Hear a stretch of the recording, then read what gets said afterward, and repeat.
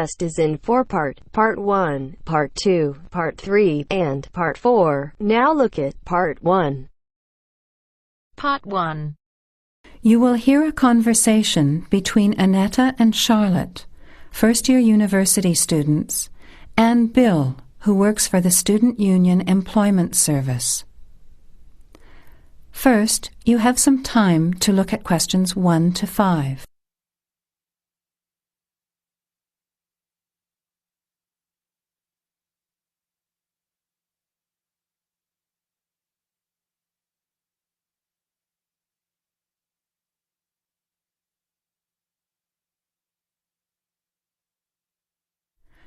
Now, let's begin. Answer the questions as you listen. You will not hear the recording a second time. Listen carefully to the conversation and answer questions 1 to 5. Hi Bill, this is my friend Charlotte. She's doing first year science too. Pleased to meet you, Charlotte. Annetta told me you want some part-time work. Now, I just have to complete your details on the computer. What's your surname? Johnston. With an E? Yes, Johnstone.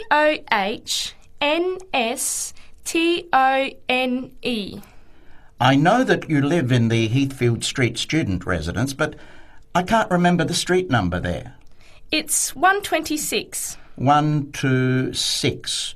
Good. And the phone number?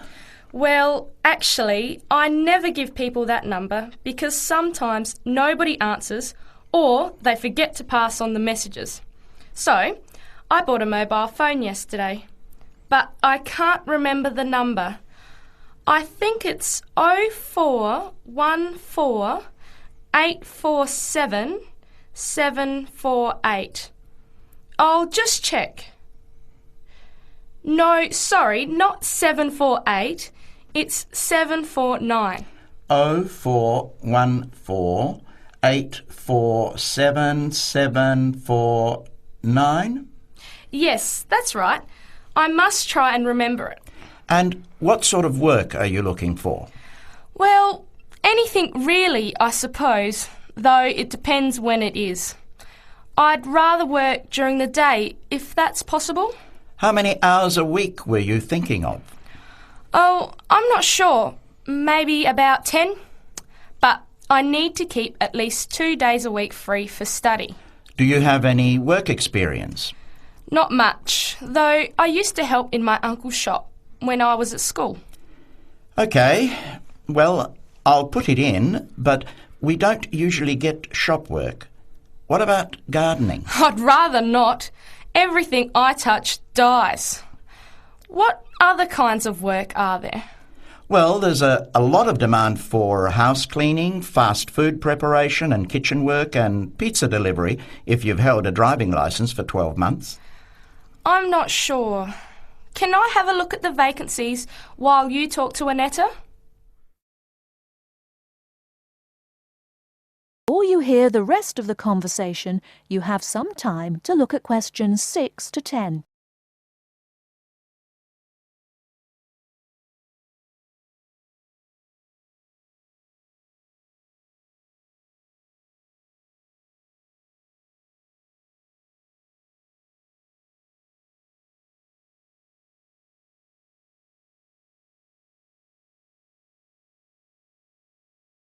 Now listen and answer questions 6 to 10.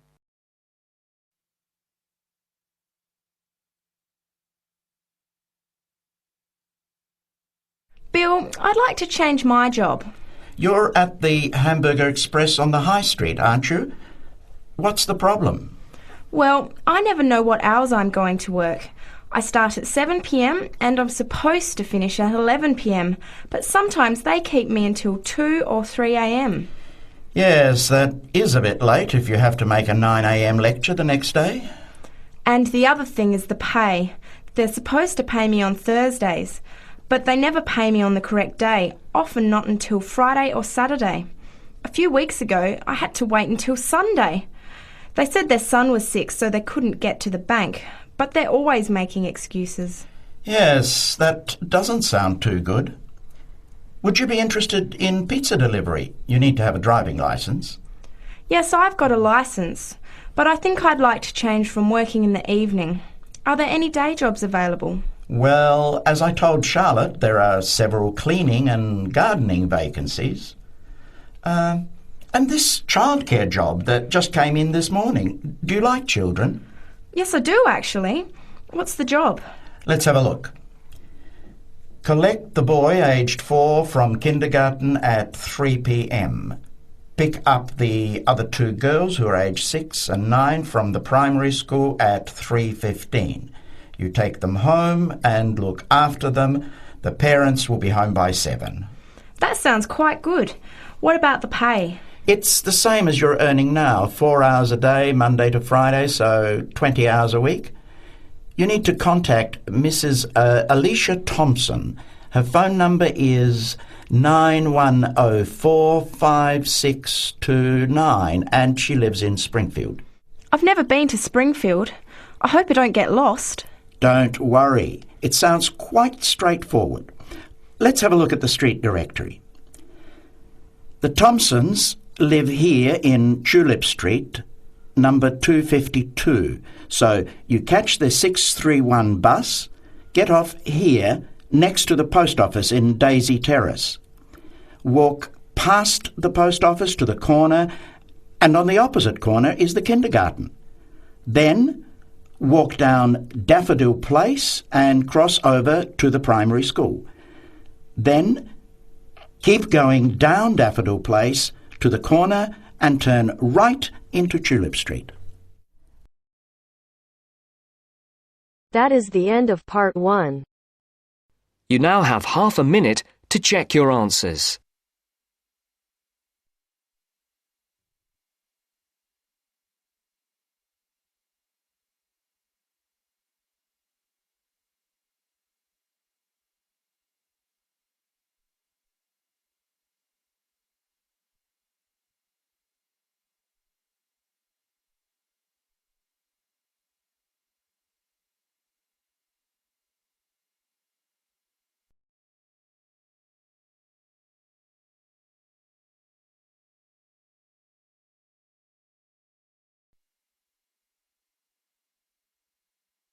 Now turns to part 2. Part 2. Government's waste strategy yesterday. First, look at questions 11 to 14.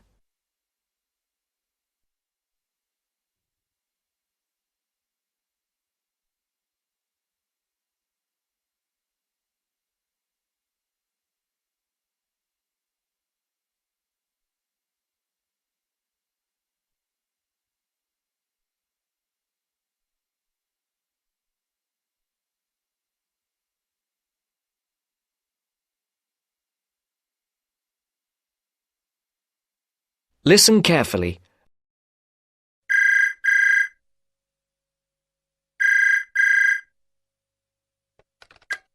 Good afternoon, Dr. Dartford speaking. Good afternoon, Dr. Dartford. It's Miranda Smith here. Oh, hello, Miranda. How can I help you? I'm really sorry, but I couldn't come to your lecture on the government's waste strategy yesterday because I was feeling ill. My essay has to be handed in 2 weeks' time, and I'm worried I might have missed something important. I really don't like it when I miss lectures, especially when I need the information for an essay. Well, try not to worry. You can't help being sick. How about if I give you a quick summary of the main points? That'd be great, thanks. Just let me get a pen. Right, I'm ready. To begin with, I stressed the importance of us reusing and recycling waste in the future. I made particular reference to the UK, which at the moment only recycles about 8% of household waste. The levels of industrial and commercial waste are much higher. It's frightening how much waste factories produce on a daily basis, but that's not all.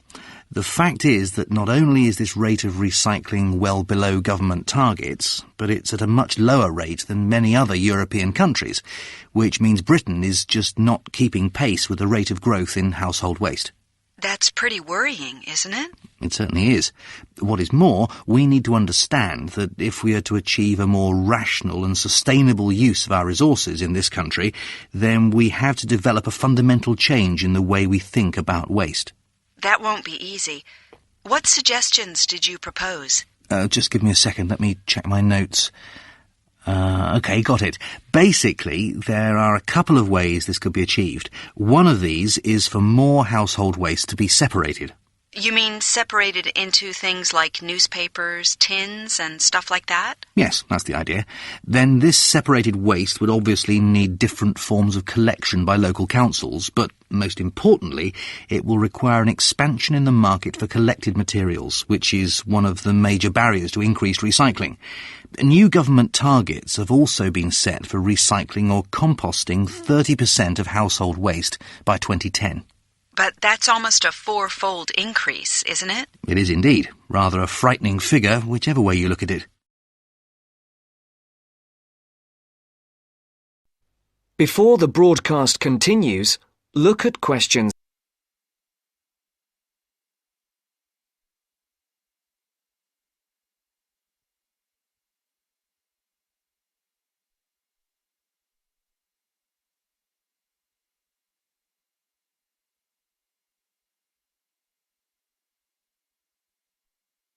You will now listen to the second part of the talk. As you say, it's a 4-fold increase, but my guess is it won't stop there. You must remember the previous government found that setting targets is one thing, but if the practical policies are not in place, nothing will happen. So what is the government planning to do about all this waste?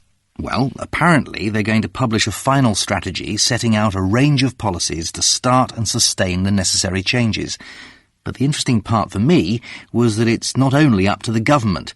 To say we need more recycling is a simple message, but, and here is the crux of the matter, there's another one that isn't getting enough attention. Really? What's that? It's quite obvious, really. It's us, the general public. We have to reduce the amount of waste we make. It's our responsibility. Did you know that every hour enough waste is produced to fill the Sydney Opera House, and the rate is increasing? Actually, now you mention it, I remember reading somewhere that the reason for all this waste is our increasing wealth and the changes to our lifestyles. I guess it's quite obvious when you really think about it. I mean, it's things like shops and supermarkets selling more pre-packaged foods and ready-made meals. Convenience is the key. People simply want their lives to be more convenient. And there's also technological change that brings pressure to make people change their domestic appliances for newer models. I never thought about that, but you're right. And I'm just as guilty. I threw out my old stereo so I could have a better model, even though there wasn't really anything wrong with the old one. You see, you're a classic example that changing our present throwaway culture is going to be an enormous challenge. At the end of the day, consumers will have an important role to play.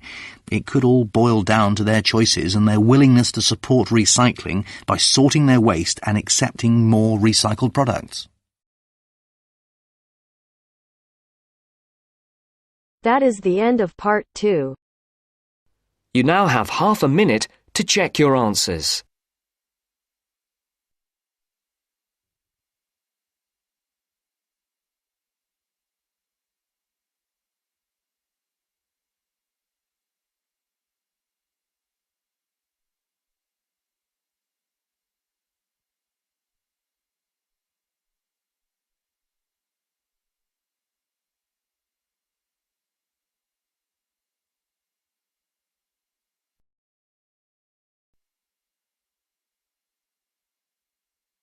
Now turns to part 3.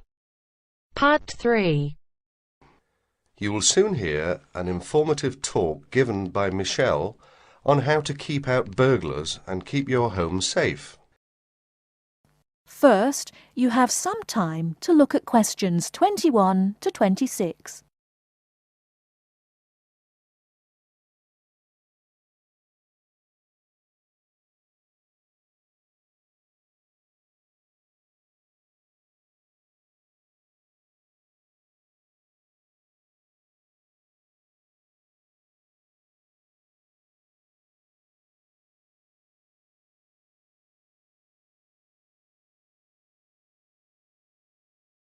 Now listen carefully and answer questions 21 to 26. Keep 'em out. There's no fail-proof way to keep out a burglar, but every little bit of deterrence helps. Even if you can't afford a security system, you can take a few minutes to make your home a little safer. Some relatively simple steps will greatly decrease the odds of a break-in, which means you can enjoy a bit more peace of mind. And isn't that what home is all about? Think like a burglar. If you were one, how would you get into your home? Evaluate your home from the inside and out, night and day. You might even try a mock break-in, trying window jams and loose locks on your house's perimeter. To keep out a burglar, the first thing to do is to secure the windows. Though windows are relatively easy to break, the loud noise of shattering glass will deter a thief if you're near other houses. Don't leave windows open during the night, whether you're at home or away. That's a common sense precaution, but a surprising number of people forget to do just that. Use a pick-proof locking device for your windows. Make sure the frames are solid. If you're beyond the earshot of your neighbours, they won't hear the glass breaking. Consider installing a plexiglass sheet for the more accessible windows. This will make entry through them more difficult. Your doors should also be secured. If you don't have a peephole, install one in the front door. If you have one, make sure that you and your family are in the habit of using it. Don't open the door to anyone you don't know, especially at night. If the peephole is out of reach of your children, keep a stepladder or stepping box by the door for them to use. If there's any glass within 2 feet of your front door lock, consider a locking device that would be out of reach if the glass is broken. Now, a few tips on how to protect your valuables. Don't leave your valuables, stereo, computer, jewellery, etc., where they can be seen from the window.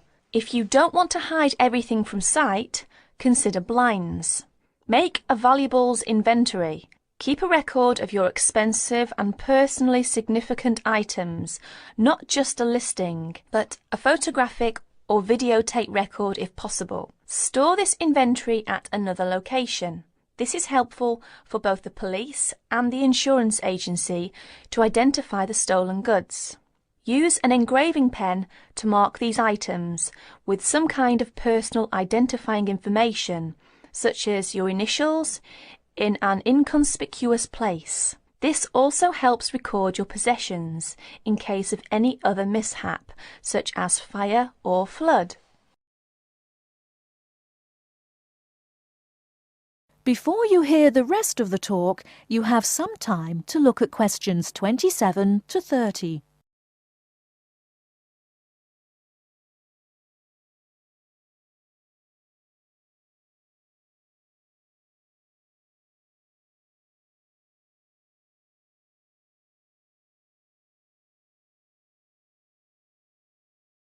Now listen and answer questions 27 to 30. Don't stop your security awareness at the outside walls of your house. Your yard areas, if any, also deserve your attention. In general, don't leave anything around the yard that might help a burglar get into your house. Ladders, stackable boxes, or any garden tools should be put away, preferably in a locked cabinet. Install a light in your yard that is sensitive to movement. Place it high and out of reach. Trim hedges or bushes that are near doors or windows. These can be good hiding places. Don't place outdoor furniture tables nearby the house. These could become an easy stepladder to the roof. When you are on vacation, create the occupancy illusion. Maybe you laughed at your mother for leaving the lights on and the radio playing while she left for vacation. But she had the right idea. Those steps aren't quite enough, so try these strategies. Buy electronic timers that turn lights on and off at different times. Hook up a timer to your TV for a few hours each evening. Turn up the volume too. Not enough to annoy the neighbours. just enough that a lurker at the windowsill couldn't miss hearing it. Have your newspaper and mail delivery suspended. If you don't have time to do this, ask a neighbour to pick them up for you. Ask a neighbour to park in your driveway or parking place. Think about having someone house-sit your home. If it's a relative or friend, it may cost you no more than the contents of your refrigerator. You can also find professional house-sitters or house-sitting services that find someone to stay while you're away. Leave your shades as they are normally, or at least don't close up every one. One sign of a vacant house is closed shades during the day. Lock your garage door with a padlock.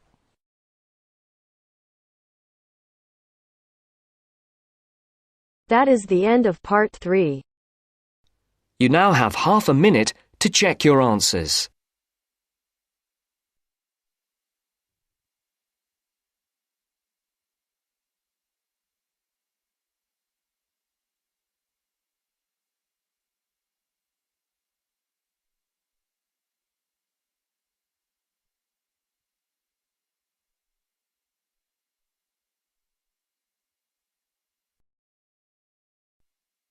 Now turns to part 4. Part 4. Now listen to the second part of the lecture. As you listen, complete the notes below. First, you have some time to look at questions 31 to 40.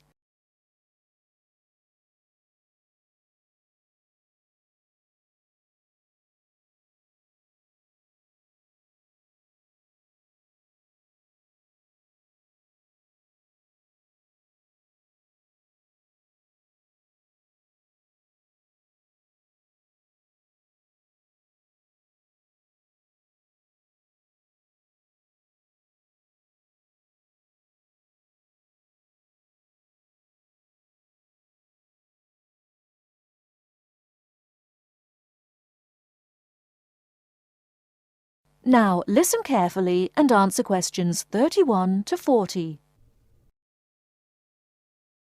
Many typically American characteristics, individualism, self-reliance, informality, punctuality, and directness, are a result of those values mentioned earlier. Other national traits could also be identified, however. 1. Americans cooperate. Although often competitive, Americans also have a good sense of teamwork and cooperate with others to achieve a goal. 2. Americans are friendly, but in their own way. In general, friendships among Americans tend to be shorter and more casual than friendships among people from other cultures. This has something to do with American mobility and the fact that Americans do not like to be dependent on other people. Americans also tend to compartmentalize friendships, having friends at work, family friends, friends on the softball team, etc. 3. Americans ask a lot of questions, some of which may to you seem pointless, uninformed, or elementary. Someone you have just met may ask you very personal questions. No impertinence is intended. The questions usually grow out of a genuine interest. 4. Americans tend to be internationally naive. Many Americans are not very knowledgeable about international geography or world affairs. They may ask uninformed questions about current events and may display ignorance of world geography. Because the US is not surrounded by many other nations, some Americans tend to ignore the world. 5. Silence makes Americans nervous. Americans are not comfortable with silence. They would rather talk about the weather than deal with silence in a conversation. 6.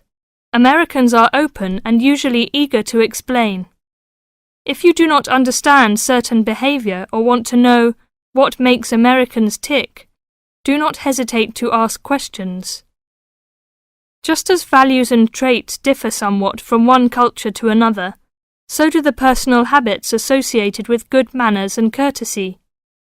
While very often there does not seem to be any particular reason why a particular way of doing something is considered good manners, observing these cultural rules will make Americans more comfortable with you, and therefore you with them. It is, of course, impossible to cover all the possibilities here. If you are unsure in a situation, just ask. Americans like to be helpful. 1. Queuing up or lining up is essential. Courtesy requires that you do not push from behind, stand next to the person being helped, or cut into a line. If you should accidentally bump someone, you should say, "Excuse me." 2. Americans blow their noses into a tissue. Spitting, clearing phlegm, or sniffing as from a cold are considered rude. 3. It is considered poor manners to slurp, chew noisily, or open your mouth while chewing. 4. Questions are seen as a good way of getting acquainted, but questions about a person's age, financial affairs, cost of clothing or personal belongings, religious affiliations and sex life are considered too personal for questioning, except between very close friends. 5. Men generally do not hold hands or link arms in public with other men. This is somewhat more acceptable between women and quite common between men and women. Now, a few words about personal safety. Unfortunately, in the US, one must be aware of crimes. It is wise to be especially careful until you are familiar with the community in which you live. Remember that good judgment and common sense can significantly reduce chances of having an unpleasant and perhaps harmful experience. Basic safety rules include the following. 1. Do not walk alone at night. 2. When you leave your room, apartment, or automobile, make sure that all doors are locked and all windows are secured. 3. Do not carry too much cash or wear jewellery of great value. 4. Never accept a ride from a stranger. Do not hitchhike and do not pick up hitchhikers. 5. Be careful of purses and wallets, especially in crowded metropolitan areas, where there may be purse snatchers and pickpockets. 6. If a robber threatens you, at home or on the street, try not to resist unless you feel that your life is in danger and you must fight or run away. Give up your valuables as calmly as you can and observe as much as possible about the robber to tell the police when you report the crime. A final note. Keep an open mind.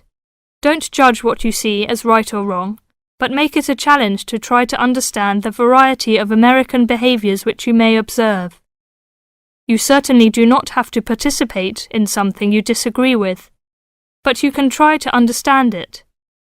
This will help you build an attitude of intelligent and liberated respect for cultures, both your own and others. That is the end of part 4. You now have half a minute to check your answers.